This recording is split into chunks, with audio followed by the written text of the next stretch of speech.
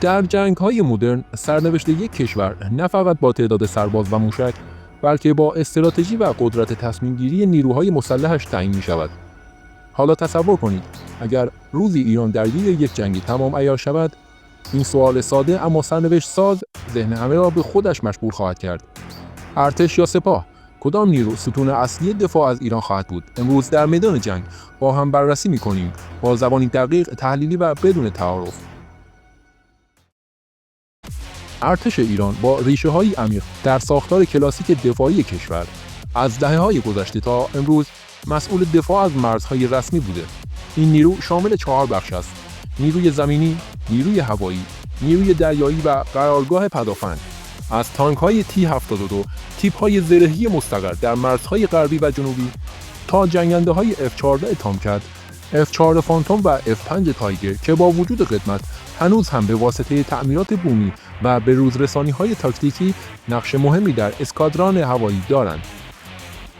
در طرف مقابل سپاه پاسداران قرار دارد، نیرویی که از دل سالهای پرآشوب انقلاب و دفاع مقدس شکل گرفت و امروز نه فقط یک نیروی نظامی بلکه یک ساختار چند بعدی است، ترکیبی از جنگ سایبری، جنگ نیابتی، عملیات‌های پهپادی، موشکی و جنگ‌های کلاسیک.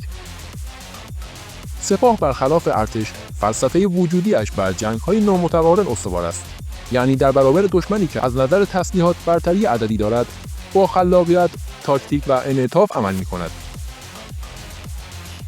سامانه‌های موشکی مثل سجیر، قدر، عماد، دسفول و خرمشهر با بردهایی که گاهی به 2000 کیلومتر هم می‌رسند، در اختیار نیروی هوافضای سپاه قرار دارد.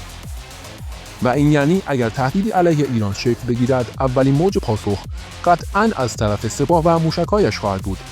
در بعد عملیات خارجی، نیروی قدس سپاه با حضور مؤثر در عراق، سوریه، یمن و لبنان مرزهای نبرد را به هزاران کیلومتر فراتر از خاک ایران کشاندند و به یکی از عوامل کلیدی در معادلات امنیت منطقه‌ای تبدیل شده است. در دریا نیز سپاه با قایق‌های تندرو، مین‌های دریایی و موشک‌های کروز ساحل به دریا و تاکتیک‌های چریکی خلیج فارس را به قلمرو خود تبدیل کرده و بارها ناوهای آمریکایی را در این منطقه به چالش کشیده است. اما از آن سو ارتش با ناوهای سنگین، زیردریایی و ناوشکن‌های بومی مثل دماوند و جماران حضور مؤثر و کلاسیکی در آب‌های آزاد دارد، از خلیج فارس تا دریای عمان و حتی اقیانوس هند. ارتش و سپاه هر دو بازوان قدرتمند ایران در میدان نبرد هستند، اما تفاوت در ماهیت این دو آینده هر جنگ را تغییر می‌دهد. ارتش با ساختار منظم و دکترین دفاعی کلاسیک و سپاه با چابکی، انعطاف و فلسفه حمله پیشگیرانه. اما در لحظه بحران برنده واقعی نیرویی خواهد بود که بتواند هم تاکتیک‌های هوشمندانه پیاده کند و هم درک درستی از نبرد آینده داشته باشد. حالا از شما می‌پرسیم اگر جنگی در بگیرد، فکر می‌کنید ایران را ارتش کلاسیک نجات می‌دهد یا سپاه پاسداران با حملات نامتقارن و موشکی برگ برنده را رو خواهد کرد؟